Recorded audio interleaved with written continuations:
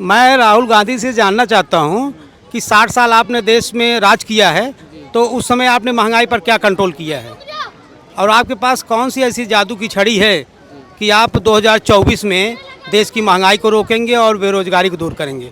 मैं उनसे जानना चाहता हूं आपका क्या विचार है, उनका एजेंडा क्या है, मिशन क्या है बेरोजगारी के प्रति, महंगाई के प्रति। और मैं तो माननीय राहुल गांधी जी से अनुरोध करूंगा जनता की तरफ से कि वह अपना जो बचा जीवन है वो अपने माता की सेवा में लगाएं। नीतीश कुमार भी हैं, राहुल गांधी भी हैं, केजरीवाल भी उसमें शामिल है। क्या लग रहा है गठबंधन चांस नहीं मार सकता? देखिए, गठबंधन संघर्षरत हो सकता है लेकिन चांस मारने का कोई चांस नहीं है। हमें तो माहौल लग रहा है कि इसमें बीजेपी का माहौल लग रहा है, क्योंकि नरेंद्र मोदी जी देश को विकास की तरफ ले जा रहे हैं। जन कल्याणकारी योजना है और मोदी जी के कार्यों से हमारे यूपी में दोबारा योगी आदित्यनाथ जी रिपीट हुए हैं।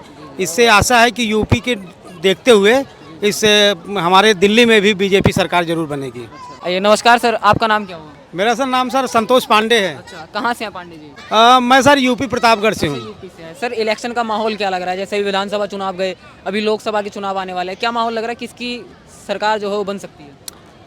हमें तो माहौल लग रहा है कि इसमें बीजेपी का माहौल लग रहा है, क्योंकि नरेंद्र मोदी जी देश को विकास की तरफ ले जा रहे हैं। जन कल्याणकारी योजना है और मोदी जी के कार्यों से हमारे यूपी में दोबारा योगी आदित्यनाथ जी रिपीट हुए हैं। इससे आशा है कि यूपी के देखते हुए इस हमारे दिल्ली में भी बीजेपी सरकार जरूर बनेगी। जी सर, ये बताइए कि जैसे ये गठबंधन खड़ा हुआ है, इंडी गठबंधन, वो कह रहे हैं उसके लिए अगर चांस मिलता है तो मोदी जी से बेहतर विकास करके दिखाएंगे, उनके ऊपर आपको चांस क्यों नहीं लगता? देखिए, मानव स्वभाव है परिवर्तन का, इसलिए मैं मानता हूं कि दिल्ली की जनता जागरूक है। माननीय केजरीवाल को देख चुके हैं, इसलिए दिल्ली की भी जनता को एक ललक है कि मोदी जी की सरकार यहां बना के देखें कि हम डबल इंजन की सरकार यहाँ कैसे चलती है। क्योंकि हर व्यक्ति जानता है कि प्रदेश सरकार तभी कोई अच्छा कार्य कर सकती है जब केंद्र सरकार का उसका सपोर्ट हो। तो केंद्र में बीजेपी सरकार है, इसे लगता है कि दिल्ली की जनता भी बीजेपी सरकार यहाँ बनाएगी। तो सर, ये बताइए कि जैसे कि आज गठबंधन की मीटिंग हुई, तो गठबंधन में लालू यादव जी ने बयान दिया है कि 24 में बीजेपी सरकार के लिए उखाड़ फेंकेंगे वो। देखिए, लालू जी तो कॉमेडी टाइप का भाषण देते रहते हैं हमेशा। इसको पूरी जनता जानती है, बिहार की जनता ने पूरी जनता जानती है कि लालू जी कॉमेडियन हैं और उनकी ये मैं कॉमेडी मानता हूँ। क्या लग रहा है ये मीटिंग जो है वो क्या प्रभाव जो वो जनता पर डालेगी? चुनाव में कितना असर पड़ेगा इस मीटिंग का? हमारे ख्याल से मीटिंग पर जो मीटिंग इनकी हुई है जो है, इस मीटिंग का जनता का कोई प्रभाव पड़ने वाला नहीं है। क्योंकि लालू जी के बारे में लोग जानते हैं कि लालू जी हमारे फिल्म के जानी लीवर जैसे हैं।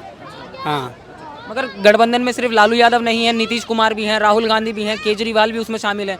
क्या लग रहा है गठबंधन चांस नहीं मार सकता? देखिए, गठबंधन संघर्षरत हो सकता है लेकिन चांस मारने का कोई चांस नहीं है। जी सर, देश की सबसे पुरानी पार्टी कांग्रेस के बारे में क्या सोचते हैं? देखिए, कांग्रेस की पार्टी तो पुरानी पार्टी है ही है, देश की आज़ादी में उसका सहयोग है और कांग्रेस का देश के प्रति भी बड़ा लगाव है। लेकिन चूंकि कांग्रेस में नेतृत्व नहीं है सही। माननीय राहुल गांधी जी जरूर राजनीतिक परिवार से मिलान करते हैं, लेकिन जो एक देश के लिए एक नेतृत्व चाहिए, वो नेतृत्व की क्षमता माननीय राहुल जी में नहीं है। वो क्षमता अगर है तो आदरणीय नरेंद्र मोदी जी में है। सर, ये बताइए कि जैसे कांग्रेस ने एक बड़ा दावा किया है, वो कह रहे हैं कि मोदी जी जो है वो जनता की तरफ ध्यान नहीं दे रहे हैं। अगर कांग्रेस के लिए मौका मिलता है तो वो देश से गरीबी हटा देंगे। कौन कह रहा है? कांग्रेस कह रही है कि मोदी जी जो है वो जनता की तरफ ध्यान नहीं देते, जैसे महंगाई पर कोई निरंतर नहीं है उनका। आपको क्या लगता है मोदी जी जनता पर ध्यान नहीं दे रहे? नहीं, मोदी जी तो जनता पर ही ध्यान दे रहे हैं। उनका सारा ध्यान जनता पर और जनता के कल्याण पर है। हाँ, जैसे बोलते हैं कि युवा बड़े नाराज रहते हैं मोदी जी से, युवा बेरोजगार है, मोदी युवाओं के लिए रोजगार नहीं दे पा रहे। देखिए, माननीय नरेंद्र मोदी जी तो अपना सारा मिशन युवा हित में ही लगा रहे हैं और वो स्वयं कहते हैं कि युवा ही देश का कर्णधार है। और महिला सम्मान को भी लेकर आदरणीय प्रधानमंत्री जी बराबर उस पर अपने सरकार के कार्यक्रम चला रहे हैं। और मैं तो मानता हूँ कि पूरा युवा इस समय अपना नेता ही नरेंद्र मोदी जी को मानते हैं, क्योंकि उनकी जो विचार क्रांति है वो एक युवा विचार क्रांति है।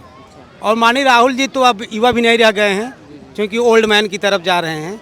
इसलिए देश की जनता तो उनसे निराशा भरी सोच रख रही है। कांग्रेस से जो है वो देश की जनता निराशा भरी सोच रखती है।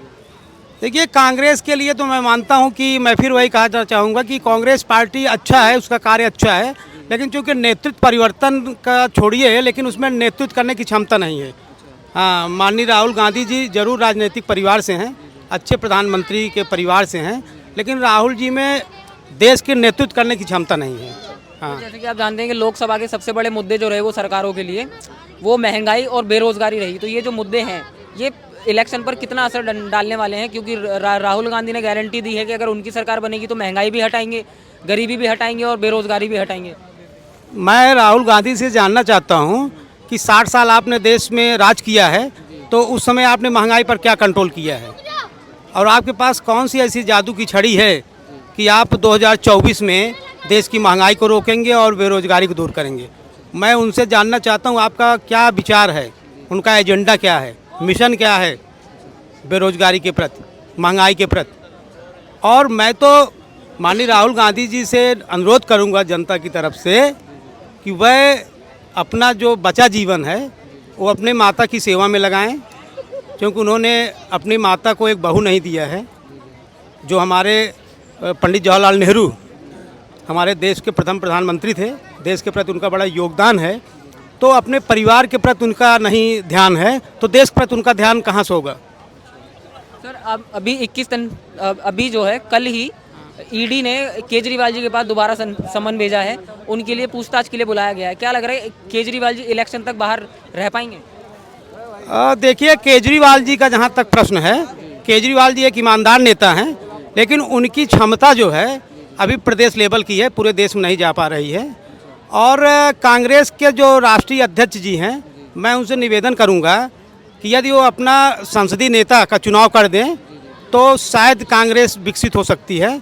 और इस संबंध में जितने भी कांग्रेस के नेता हैं उसमें जो इस समय कांग्रेस के उप नेता हैं, राज्यसभा सदस्य हैं, माननीय प्रमोद तिवारी जी, तेज तर्राक नेता हैं, अगर उनको अपना नेता मानती है कांग्रेस तो शायद देश में कांग्रेस रिवर्स हो सकते हैं। हाँ, लेकिन राहुल गांधी जी के नेतृत्व में कभी नहीं हो पाएगा। तो राहुल गांधी के नेतृत्व में कभी नहीं हो पाएगा, क्योंकि उनके पास राजनीतिक कोई अनुभव नहीं है। सर ये बताइए, अभी मोदी जी ने अपने भाषण के दौरान कहा कि अगर उनकी सरकार 24 में रिपीट करती है तो भारत देश जो है वो दुनिया की सबसे बड़ी शक्ति बन जाएगी। आपको भरोसा लगता है इस बात पर? नरेंद्र मोदी जी ने जो भी वादा किया है सारे वादा के पूरे किए हैं, चाहे वो राम मंदिर हो, चाहे कश्मीर का धारा 370 हो, आचार जो सामान्य संहिता है वो है, ये सब जो भी मुद्दे हैं वो माननीय नरेंद्र मोदी जी पूरा कर रहे हैं। और माननीय नरेंद्र मोदी जी की जो कुशल सोच है, इस सोच से लगता है कि हमारा देश आगे जाएगा और देश को जहां बेरोजगारी, महंगाई, युवाओं के प्रति उनका रोजगार, ये सारे जो हैं वो नरेंद्र मोदी में ही क्षमता है कि वो देश को आगे तक ले जा सकते हैं। और किसी पार्टी पे आपको भरोसा नहीं लगता? हमें नहीं, पूरे देश को नहीं भरोसा है। अच्छा, पूरे देश को ही नहीं? हाँ, जो भी हमारे देश का प्रबुद्ध नागरिक है उसे अगर भरोसा है तो सिर्फ एक नाम है, आदरणीय नरेंद्र मोदी। बहुत बहुत शुक्रिया सर, बहुत अच्छा लगा आपसे बात करके।